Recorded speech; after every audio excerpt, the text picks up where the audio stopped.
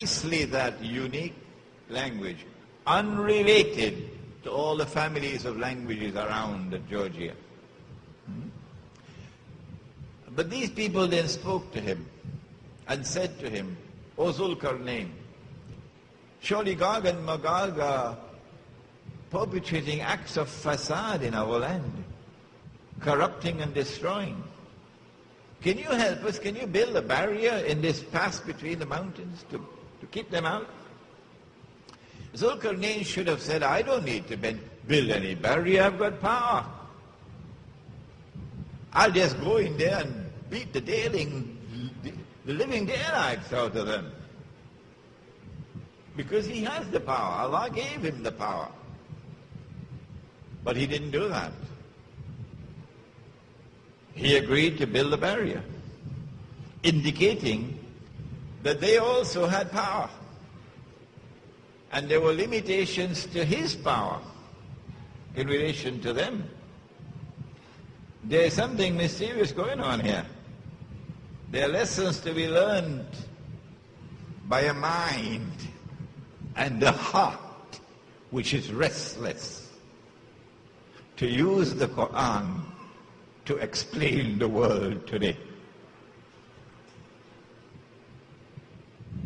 They said, we'll pay you. He said, I don't need your money. And then we left the Quran and we went to Sahih Muslim. And in Sahih Muslim, Allah said Hadith al-Qudsi about Gog and Magog, which explains why Zulkarnain agreed to build the barrier. I have created creatures of mine so powerful that none but I can destroy them. These creatures, when they are released into the world, with their power, would utilize that power given to them by Allah to fulfill a mission Allah has given to them. And that mission, that function is there in the verse in Surah Al-A'raf. وَإِذْ تَأَذَّنَ رَبُّكَ لَيَبْعَثَنَّ عَلَيْهِمْ إِلَىٰ يَوْمِ الْقِيَامَةِ مَنْ يَسُومُهُمْ سُوءَ الْعَذَابِ. And your Lord has announced He's now going to release into the world those who are going to inflict upon them until the last day the worst possible punishment. So you cannot destroy them, not until the last day. Gog and Magog, of course, are human beings, not some strange creatures with ears from here to San Fernando and tall from here to the clouds. They are human beings. The Prophet said, alayhi salatu wasalam, they are Banu Adam. Banu Adam, human beings. So Zulkarnain says, okay, I'll build a barrier. But bring me blocks of iron, zubarul hadid. Bring me blocks of iron. Hadid is something strange. Hadid is not only a businessman in Port of Spain. We have lots of Hadid in Port of Spain, Syrian and Lebanese businessmen with the name Hadid. But Allah says about Hadid in the Quran, iron, Hadid is iron. Something strange. He says, and He's not said this about any other mineral substance on earth, about any other metal. He said, وَأَنزَلْنَا الْحَدِيدِ and we sent down iron.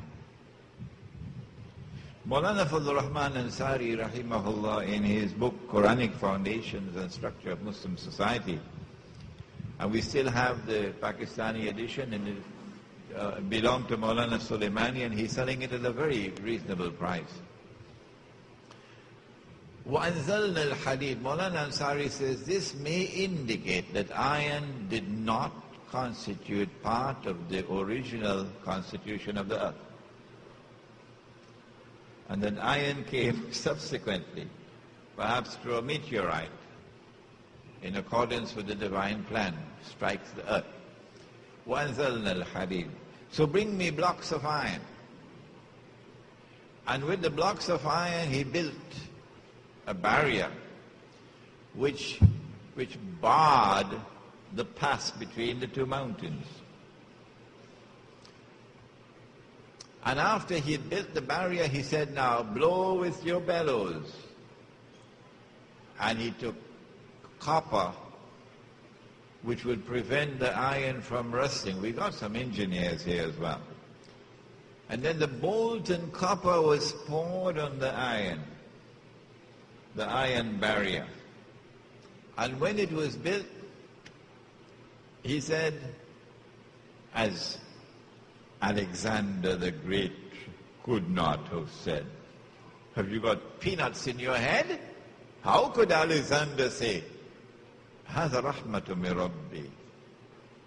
This barrier is built in accordance with Allah's rahmah, because of Allah's kindness.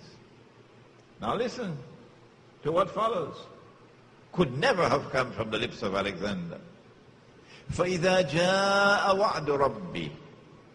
But when that time comes of which my Lord has won, when Allah is ready to now release into the world those who are now going to inflict upon them until the last day the worst possible punishment. سوء العذاب. فإذا جاء وعد ربي جعله دكا. Allah is going to bring down the barrier.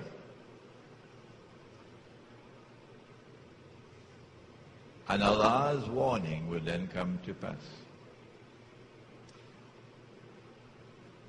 Then follows an ayah which qualifies perhaps as the most difficult in the whole Quran. Allah then says, after Zulkarnain said, هذا رحمة من ربي فإذا جاء وعد ربي جعله دكاء وكان وعد ربي حقا. Allah then says, وَتَرَكْنَا بَعْدَهُمْ يَوْمَئِذٍ يَمُوجُ فِي بَعْضٍ. There's nothing in the Quran as difficult as this. You have to study a lot of international politics to be able to penetrate this. وَتَرَكْنَا بَعْضَهُمْ يَوْمَئِذٍ يَمُوجُ فِي بَعْضٍ. Yamuj, Mauj is a wave. When the barrier is brought down and Gog and Magog are released, then a day will begin, and the day with Allah could be like 1,000 years in your counting, eh? At the conclusion of which Gog and Magog are going to come against each other, like waves crashing against each other. A Gog and Magog confrontation, a Gog and Magog fight it out. The Bible speaks about that. And so this appears to be one of the meanings.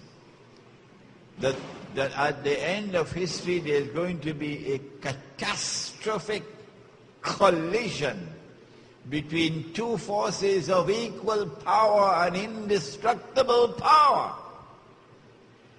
Two forces that are equally powerful.